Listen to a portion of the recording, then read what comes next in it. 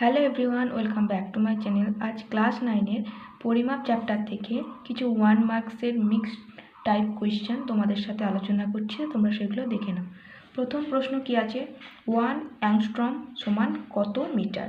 এটা হবে 10⁻10 মিটার। ঠিক আছে, 1 অ্যাংস্ট্রম সমান হচ্ছে 10⁻10 মিটার। যদি সেন্টিমিটার হতো তাহলে 10⁻8 সেন্টিমিটার হয়ে যেত।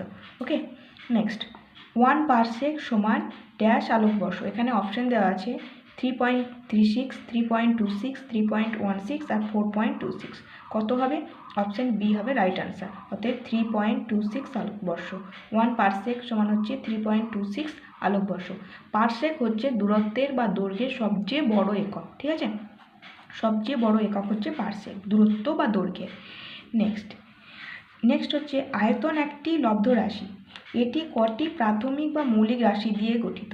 এখানে বলেছে আয়তন একটা লব্ধ রাশি, এটা জেনে গেলাম। এটা কতগুলো প্রাথমিক বা মৌলিক রাশি দ্বারা গঠিত?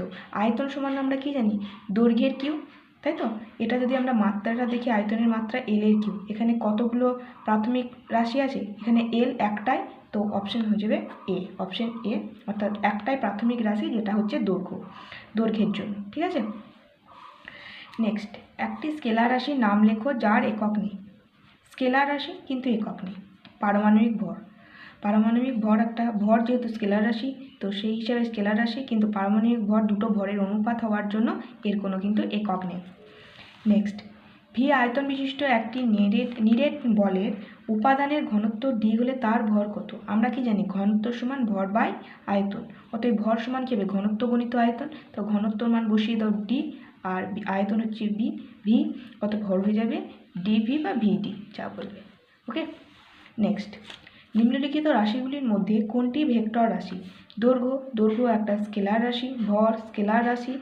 ঠিক আছে, তাহলে এই অপশন হবে না। আর আয়তনও স্কেলার রাশি, এটাও হবে না। তাহলে আমাদের রাইট অ্যান্সার হয়ে যাবে ওজন। ওজন হচ্ছে এমজি, যেটা দিক কোনটা, অভিকর্ষের দিকে। ঠিক আছে, অর্থাৎ ভূপৃষ্ঠের দিকে, ওজনের দিক। নেক্সট পরমাণু নিউক্লিয়াসের আকার কোন এককে প্রকাশ করা হয়? অর্থাৎ পরমাণু নিউক্লিয়াসের আকারটাকে আমরা কোন এককে মেজার করি? এটা হচ্ছে ফার্মি। ফার্মিকে এফ দ্বারা প্রকাশ করা হয়। 1 ফার্মি সমান হচ্ছে 10⁻15 মিটার। ঠিক আছে, 1 ফার্মি সমান হচ্ছে 10⁻15 মিটার।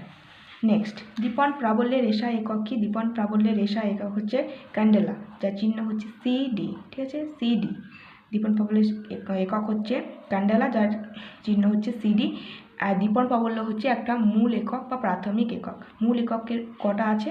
7টা মূল একক আছে, সেটার মধ্যে একটা এটা।